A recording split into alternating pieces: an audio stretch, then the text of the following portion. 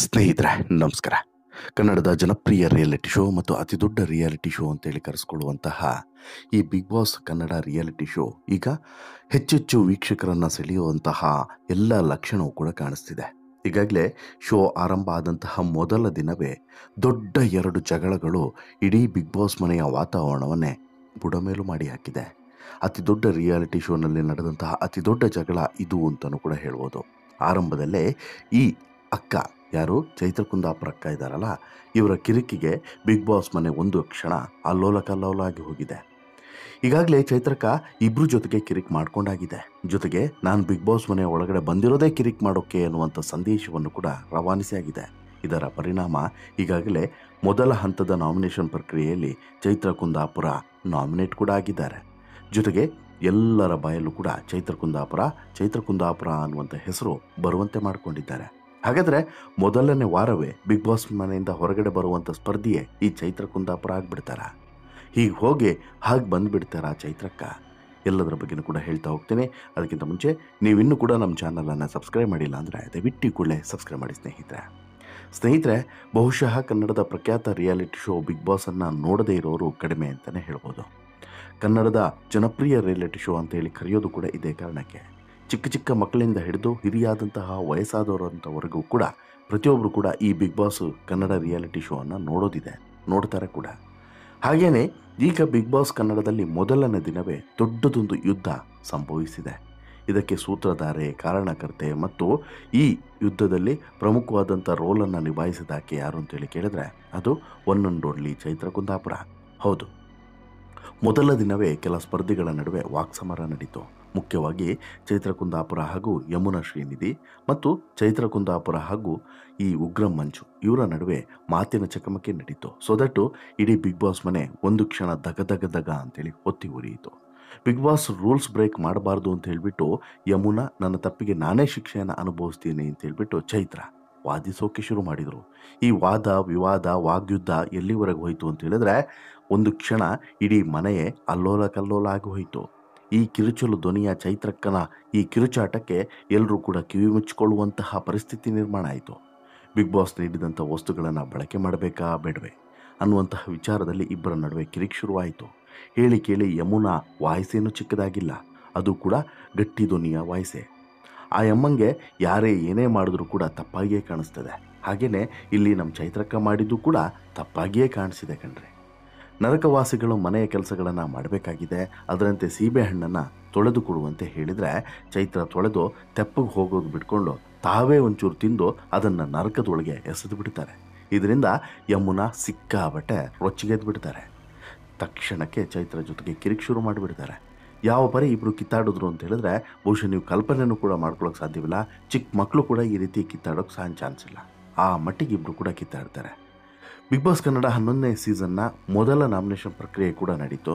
ಅಲ್ಲೂ ಕೂಡ ಸ್ವರ್ಗ ನಿವಾಸಿಗಳು ನರಕದ ನಿವಾಸಿಗಳನ್ನು ನಾಮಿನೇಟ್ ಮಾಡುವಂಥ ಅವಕಾಶ ಇತ್ತು. ಅಲ್ಲೂ ಕೂಡ ಬಹುತೇಕರು ಚೈತ್ರ ಕುಂದಾಪುರ ಹೆಸರನ್ನೇ ತೆಗೆದುಕೊಂಡ್ರು. ಅದಕ್ಕೆ ಕಾರಣಗಳನ್ನು ಕೂಡ ಕೊಟ್ಟರು. ಆ ಕಾರಣಗಳನ್ನು ಕೊಡುವಾಗ ಚೈತ್ರ ಮಾಡಿದಂಥ ಎಡವಟ್ಟುಗಳನ್ನೇ ಹೆಚ್ಚು ಜನ ಒತ್ತಿ ಹೇಳಿದ್ದನ್ನು ನಾವಿಲ್ಲಿ ಗಮನಿಸ್ಬೋದು. ಆ ಮೂಲಕ ಈ ವಾರ ಚೈತ್ರ ಕುಂದಾಪುರ ಬಿಗ್ ಬಾಸ್ ಮನೆಯಿಂದ ಹೊರಗಡೆ ಹೋಗುವಂಥ ಸಾಧ್ಯತೆ ದೊಡ್ಡ ಮಟ್ಟದಲ್ಲಿ ಇದೆ ಅನ್ನೋದು ಕೂಡ ಗೊತ್ತಾಗ್ತದೆ. ಅಷ್ಟು ಮಾತ್ರವಲ್ಲ, ಈ ಚೈತ್ರ ಯಮುನಾ ಜೊತೆಗೆ ಮಾತ್ರ ಕಿರಿಕ್ ಮಾಡಿದಲ್ಲ, ಉಗ್ರಂ ಮಂಜು ಜೊತೆಗೂ ಕೂಡ ಕಿರಿಕ್ ಮಾಡ್ತಾರೆ. ಇದರ ಜೊತೆಗೆ ನರಕವಾಸಿಗಳು ಸ್ವರ್ಗಕ್ಕೆ ಬಂದು ಮನೆ ಕೆಲಸವಂತ ಮಾಡುವಂಥ ಟಾಸ್ಕನ್ನು ಬಿಗ್ ಬಾಸ್ ಕೊಟ್ಟಂಥ ಸಂದರ್ಭದಲ್ಲಿ ಹಣ್ಣನ್ನು ವಾಶ್ ಮಾಡಿ ಕಟ್ ಮಾಡಿ ಕೊಡಿ ಅಂತೇಳಿ ಚೈತ್ರ ಅವರಿಗೆ ಹೇಳಿದ್ದಕ್ಕೆ ಈಕೆ ಏನು ಮಾಡ್ತಾಳೆ, ಇಲ್ಲಿ ಹಣ್ಣನ್ನು ತಿಂದು ಬಿಡ್ತಾಳೆ. ಈ ವಿಚಾರದಲ್ಲಿ ಮತ್ತು ಈ ನರಕದವರು ಬಂದು ಇಲ್ಲಿ ಕೆಲಸ ಮಾಡುವಂಥ ಸಂದರ್ಭದಲ್ಲಿ ಕೆಲವೊಂದು ಎಡವಟ್ಟುಗಳನ್ನು ಮಾಡಿದಂಥ ಕಾರಣಕ್ಕೆ ಉಗ್ರಂ ಮಂಜು ಸಹಜವಾಗಿ ಕೋಪಗೊಳ್ತಾರೆ. ಈ ಉಗ್ರಂ ಮಂಜು ಕೋಪವನ್ನು ತಣಿಸುವಂತಹ ಒಂದು ಕೆಲಸವನ್ನು ಇನ್ನುಳಿದವರು ಮಾಡಬೇಕು ಅಂತ ಹೇಳಿ ಪ್ರಯತ್ನವನ್ನು ಪಡ್ತಾರೆ. ಆ ಸಂದರ್ಭದಲ್ಲಿ ಉಗ್ರಂ ಮಂಜು ಸ್ವಲ್ಪ ಜೋರಾಗಿ ವಾಕ್ ಸಮರವನ್ನು ಮಾಡ್ತಾರೆ. ಜೊತೆಗೆ ಈ ಸಂದರ್ಭದಲ್ಲಿ ಇಲ್ಲಿ ನೀರನ್ನು ಕೂಡ ಕೊಡ್ತಾರೆ. ಯಾರಿಗೆ ಬಿಸಿಯಾದಂಥ ನೀರನ್ನು ಕೊಡ್ತಾರೆ. ಗಂಟ್ಲು ನೋವು ನರಕವಾಸಿಗಳಿಗೆ ಅನ್ನುವಂಥ ಕಾರಣಕ್ಕೆ ಜಗದೀಶು ನೀರನ್ನು ತೆಗೆದುಕೊಂಡು ಹೋಗಿ ಕೊಡ್ತಾರೆ. ಇದು ಕೂಡ ಕಾನೂನಿನಲ್ಲಿ ಅಥವಾ ಬಿಗ್ ಬಾಸ್ ಮಾಡಿದಂಥ ರೂಲ್ಸ್ನಲ್ಲಿ ಇರಲಿಲ್ಲ, ಈ ರೀತಿ ಕೊಡುವಂತಿರಲಿಲ್ಲ. ಅದನ್ನು ಕೂಡ ಮಾಡ್ತಾರೆ. ಈ ಎಲ್ಲ ವಿಚಾರಗಳಿಗೆ ಕಿರಿಕ್ ಶುರುವಾಗುತ್ತೆ. ಯಾರ ನಡುವೆ? ಬಿಗ್ ಬಾಸ್ ಮನೆಯ ಸ್ವರ್ಗವಾಸಿಗಳು ಮತ್ತು ನರಕವಾಸಿಗಳ ನಡುವೆ ಕಿರಿಕ್ ಶುರುವಾಗುತ್ತೆ. ಆ ಸಂದರ್ಭದಲ್ಲಿ ಈ ಉಗ್ರ ಮಂಜು ಕೂಡ ಈ ಚೈತ್ರ ಕುಂದಾಪುರ ವಿರುದ್ಧ ಆಕ್ರೋಶವನ್ನು ಹೊರಗಡೆ ಹಾಕ್ತಾರೆ. ಒಟ್ಟಿನಲ್ಲಿ ಇಲ್ಲಿ ಪರಸ್ಪರ ಉಗ್ರಮಂಜು ಮತ್ತು ಚೈತ್ರ ಕುಂದಾಪುರ ಆರಂಭದಲ್ಲಿ, ನಂತರ ಯಮುನಾ ಮತ್ತು ಚೈತ್ರ ಕುಂದಾಪುರ, ಹೀಗೆ ಇವರಿಷ್ಟೂ ಜನನು ಕೂಡ ಕಿತ್ತಾಡೋಕ್ಕೆ ಶುರು ಮಾಡ್ತಾರೆ.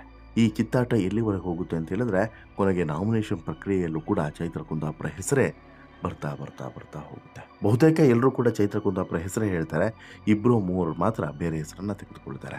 ಬಟ್ ಆದರೆ ಪ್ರತಿಯೊಂದು ಆರೋಪಗಳಿಗೂ ಕೂಡ ಸ್ಪಷ್ಟನೆ ಕೊಡುವಂಥ ಸಂದರ್ಭದಲ್ಲಿ ಚೈತ್ರ ಎಲ್ಲೂ ಕೂಡ ತನ್ನ ತಪ್ಪನ್ನು ತಾನು ಒಪ್ಪಿಕೊಳ್ಳುವಂಥ ಪ್ರಯತ್ನವನ್ನು ಮಾಡೋದಿಲ್ಲ. ತನ್ನ ಡೋಂಗಿ ಸಮರ್ಥನೆಯನ್ನು ಇಲ್ಲೂ ಕೂಡ ಕೊಡ್ಕೊಂಡು ಹೋಗ್ತಾಳೆ. ನಾನು ಇಲ್ಲಿಗೆ ಬಂದಿರೋದೇ ಆಟ ಆಡೋದಕ್ಕೆ, ನಾನಿಲ್ಲಿ ಬಂದಿರೋದೇ ಇಲ್ಲಿನ ವಾತಾವರಣನ ಹಾಳು ಮಾಡೋದಕ್ಕೆ, ನಾನಿಲ್ಲಿ ಬಂದಿರೋದೇ ಕಿರಿಕ್ ಮಾಡೋದಕ್ಕೆ, ನಾನಿಲ್ಲಿ ಬಂದಿರೋದೇ ಕಿತಾಪತಿ ಮಾಡೋದಕ್ಕೆ ಅನ್ನೋ ರೀತಿಯಲ್ಲಿ ಚೈತ್ರ ಕುಂದಾಪುರ ಮಾತನಾಡ್ತಾ ಹೋಗ್ತಾಳೆ. ಹೀಗಾಗಿ ಚೈತ್ರ ಕುಂದಾಪುರ ಬಗ್ಗೆ ಇಲ್ಲಿನ ಈ ಬಿಗ್ ಬಾಸ್ ಮನೆಯ ಒಳಗಡೆ ಇರುವಂಥ ಸ್ಪರ್ಧಿಗಳಿಗೂ ಮತ್ತು ಹೊರಗಡೆ ಇರುವಂತಹ ವೀಕ್ಷಕರಿಗೂ ಕೂಡ ಒಂದು ರೀತಿಯಾದಂಥ ಭಾವನೆ, ಅದು ಕೂಡ ಒಳ್ಳೆ ಭಾವನೆ ಅಲ್ಲ, ಕೆಟ್ಟ ಭಾವನೆ ಬರೋದಕ್ಕೆ ಈಕೆಯೇ ಕಾರಣಕರ್ತಳಾಗ್ತಾಳೆ. ಅದ್ರ ಜೊತೆಗೆ ಈಕೆಯ ಮೇಲಿನ ಆರೋಪಗಳೇನಿತ್ತು ಆ ಎಲ್ಲ ಆರೋಪಗಳು ಕೂಡ ಜೆನ್ಯೂನ್ ಆದಂಥ ಆರೋಪಗಳು. ಅದಕ್ಕೆ ಈಕೆ ಕೊಡುವಂಥ ಉತ್ತರ ಇದೆಯಲ್ಲ, ಅದು ನಾಟ್ ಸ್ಯಾಟಿಸ್ಫೈಡ್ ಆನ್ಸರ್ಸ್. ಇನ್ನು ನಾಮಿನೇಷನ್ ಮುಗಿದ ಬಳಿಕ ಈ ವಾರ ಬಿಗ್ ಬಾಸ್ ಮನೆಯಿಂದ ಹೊರ ಹೋಗೋದಕ್ಕೆ ಚೈತ್ರ ಕುಂದಾಪುರ ನೇರವಾಗಿ ನಾಮಿನೇಟ್ ಆಗಿರೋದನ್ನು ಬಿಗ್ ಬಾಸ್ ಘೋಷಣೆ ಮಾಡ್ತಾರೆ. ನಾಮಿನೇಷನ್ ಬಳಿಕ ನಾನು ಯಾರೊಟ್ಟಿಗೂ ಸರಿಯಾಗಿ ಮಾತನಾಡ್ತಿಲ್ಲ ಅಂತೇಳಿ ಹೇಳಿ ನಾಮಿನೇಟ್ ಮಾಡಿದ್ದು ಬೇಸರವಾಯಿತು ಅಂತ ಹೇಳಿಬಿಟ್ಟು ಅನುಷಾ ಕಣ್ಣೀರಾಗ್ತಾರೆ. ಕಾರಣ ಏನು ಅಂತ ಹೇಳಿದ್ರೆ, ಅನುಷಾಗೆ ಇಲ್ಲಿ ಒಂದಷ್ಟು ಜನ ನಾಮಿನೇಟ್ ಮಾಡುವಂಥ ಸಂದರ್ಭದಲ್ಲಿ ಈ ಮಿಂಗಲ್ ಆಗ್ತಿಲ್ಲ ಅನ್ನುವಂಥ ಆರೋಪವನ್ನು ಹೊರಿಸ್ತಾರೆ. ಸೊ ದಟ್ಟು ಅನುಷಾ ಕಣ್ಣೀರನ್ನು ಹಾಕ್ತಾರೆ. ಅನುಷಾ ಆ ವಿಚಾರದಲ್ಲಿ ಬದಲಾಗಬೇಕು, ಅದನ್ನು ಅನುಷಾ ಸ್ವೀಕರಿಸಬೇಕು. ಬಟ್ ಈ ಅಮ್ಮನ ವಿಚಾರದಲ್ಲಿ, ಯಾರು ಚೈತ್ರ ಕುಂದಾಪುರ ವಿಚಾರದಲ್ಲಿ ನೀವು ಗಮನಿಸಿದ್ರೆ ಆಕೆ ಇದು ಅತಿ ಆಯಿತು ಅಂತ ಹೇಳಿಬಿಟ್ಟು ಚಿಕ್ಕ ಮಕ್ಕಳಾದರೂ ಹೇಳಲೇಬೇಕು. ಅಷ್ಟರ ಮಟ್ಟಿಗೆ ಆಕೆ ತನ್ನ ಆ ಕಿರುಚಲು ಧ್ವನಿಯಿಂದ ಕಿರುಚೋದು, ಜೊತೆಗೆ ಬಿಗ್ ಬಾಸ್ ಮನೆಯ ವಾತಾವರಣವನ್ನು ಕಲುಷಿತ ಮಾಡೋದೇ ಆಕೆಯ ಉದ್ದೇಶ ಆಗಿದೆಯಾ ಅನ್ನೋದು ಈಗ ಗೊತ್ತಾಗ್ತಿಲ್ಲ. ಮೊದಲ ದಿನ ಇನ್ನೂ ಕೂಡ ಬಿಗ್ ಬಾಸ್ ಮನೆಯ ಆಟವೇ ಆರಂಭ ಆಗಿಲ್ಲ, ಇನ್ನೂ ಕೂಡ ಸರಿಯಾಗಿ ಯಾರೂ ಕೂಡ ಟಾಸ್ಕ್ನಲ್ಲಿ ಇನ್ವಾಲ್ವ್ ಆಗಲಿಲ್ಲ. ಮೊದಲ ದಿನ ಆಗಿರೋದ್ರಿಂದ ಟಾಸ್ಕ್ ಕೂಡ ಇರಲಿಲ್ಲ. ಈ ಮೊದಲ ದಿನವೇ ಚೈತ್ರ ಕುಂದಾಪುರ ಮಾಡಿದಂಥ 2-3 ಕಿರುಕುಗಳು ಬಿಗ್ ಬಾಸ್ ಮನೆಯ ಇನ್ನುಳಿದವರನ್ನು ಇರಿಟೇಟ್ ಮಾಡ್ತು ಅಂತಲೂ ಕೂಡ ಹೇಳ್ಬೋದು. ಜೊತೆಗೆ ಅತಿಯಾದಂತಹ ಮಾತು ಇದೆಯಲ್ಲ, ಅದು ಮನೆ ಕೆಡಿಸ್ತು ಅಂತೇಳಿ ಹೇಳ್ತಾರಲ್ಲ, ಹಾಗೆ ಈಕೆಯ ಈ ಅತಿಯಾದಂಥ ಮಾತೆ ಬಿಗ್ ಬಾಸ್ ಮನೆಯ ವಾತಾವರಣವನ್ನು ಕಲುಷಿತ ಮಾಡ್ತು ಅಂತಲೂ ಕೂಡ ಹೇಳ್ಬೋದು. ಕುಡಿಯೋದಕ್ಕೆ ಬಿಸಿನೀರು ಬೇಕು ಅಂಥೇಳಿ ಮೊದಲ ದಿನವೇ ಚರ್ಚೆ ಶುರುವಾಯಿತು. ಓವೆನಲ್ಲಿ ನೀರು ಬಿಸಿ ಮಾಡಿ ಕೆಲವರು ಕುಡಿದ್ರೆ ನರಕವಾಸಿಗಳಿಗೆ ಬಿಸಿನೀರು ಕೊಡಬೇಕಾ ಬೇಡವಾ ಅನ್ನೋಂಥ ವಿಚಾರಕ್ಕೆ ಸ್ಪರ್ಧಿಗಳ ನಡುವೆ ಭಾರಿ ಚರ್ಚೆಯೂ ಕೂಡ ನಡೆಯಿತು. ಕೊಡೋದು ಸರಿನಾ ತಪ್ಪಾ ಅನ್ನೋಂಥ ವಿಚಾರ ಚರ್ಚೆಯ ನಡುವೆ ಜಗದೀಶ್ ತಗೊಂಡೋಗಿ ಕೊಟ್ಟರು. ಸೊ ದಟ್ ಪನಿಷ್ಮೆಂಟನ್ನು ಕೂಡ ಎದುರಿಸಿದ್ರು. ಇಡೀ ಬಿಗ್ ಬಾಸ್ ಮನೆಯ ಸ್ವರ್ಗ ನಿವಾಸಿಗಳೇ ಪನಿಷ್ಮೆಂಟನ್ನು ಕೂಡ ಎದುರಿಸುವಂತಾಯಿತು. ಈಗ ಮುಂದುವರೆದ ಭಾಗವಾಗಿ ಮತ್ತೆ ಈ ಸ್ವರ್ಗ ಮತ್ತು ನರಕ ನಿವಾಸಿಗಳ ನಡುವೆ ಭಿನ್ನಾಭಿಪ್ರಾಯ ಮೂಡುತ್ತಾ, ಅಥವಾ ಸ್ವರ್ಗ ನಿವಾಸಿಗಳ ನಡುವೆಯೇ ಭಿನ್ನಾಭಿಪ್ರಾಯ ಮೂಡುತ್ತೆ ಎರಡನೇ ದಿನ ಅನ್ನೋದು ಈಗಿರುವಂಥ ಕುತೂಹಲ. ಈಗ ಸದ್ಯಕ್ಕೆ ಆ ಮುನ್ಸೂಚನೆ ಸಿಗ್ತಾ ಇದೆ. ನಿನ್ನೆ ನರಕ ಮತ್ತು ಸ್ವರ್ಗ ನಿವಾಸಿಗಳ ನಡುವೆ ಕಿರಿಕಾದರೆ ಇವತ್ತು ಸ್ವರ್ಗವಾಸಿಗಳ ನಡುವೆ ಕಿರಿಕಾಗುತ್ತೆ ಅನ್ನುವಂಥ ಮುನ್ಸೂಚನೆ ಸಿಗ್ತಿದೆ. ಅದು ಹೇಗೆ ಮುಂದಿನ ಸ್ಟೋರಿಯಲ್ಲಿ ನಿಮ್ಮ ಮುಂದೆ ಇಡ್ತಾ ಹೋಗ್ತೀನಿ. ಅದಕ್ಕಿಂತ ಮುಂಚೆ ಚೈತ್ರ ಕುಂದಾಪುರ ಈ ಕಿರಿಕ್ ಬಗ್ಗೆ ನಿಮ್ಮ ಅಭಿಪ್ರಾಯ ಏನು? ಈ ವಾರ ಅಂದರೆ ಮೊದಲನೇ ವಾರವೇ ಚೈತ್ರ ಕುಂದಾಪುರ ಬಿಗ್ ಬಾಸ್ ಮನೆಯಿಂದ ಹೊರಗಡೆ ಬಂದುಬಿಡ್ತಾ? ಇದಕ್ಕೆ ನಿಮ್ಮ ಅಭಿಪ್ರಾಯ ಏನು ಅನ್ನೋದನ್ನು ದಯವಿಟ್ಟು ಕಮೆಂಟ್ ಮಾಡಿ ತಿಳಿಸಿ. ಜೊತೆಗೆ ಈ ಸ್ಟೋರಿ ಇಷ್ಟ ಆಯಿತು ಅಂತ ಹೇಳಿದ್ರೆ ಲೈಕ್ ಮಾಡಿ, ಶೇರ್ ಮಾಡಿ, ಚಾನಲ್ಗೆ ಸಬ್ಸ್ಕ್ರೈಬ್ ಆಗೋದನ್ನು ಮರಿಬೇಡಿ. ಧನ್ಯವಾದ.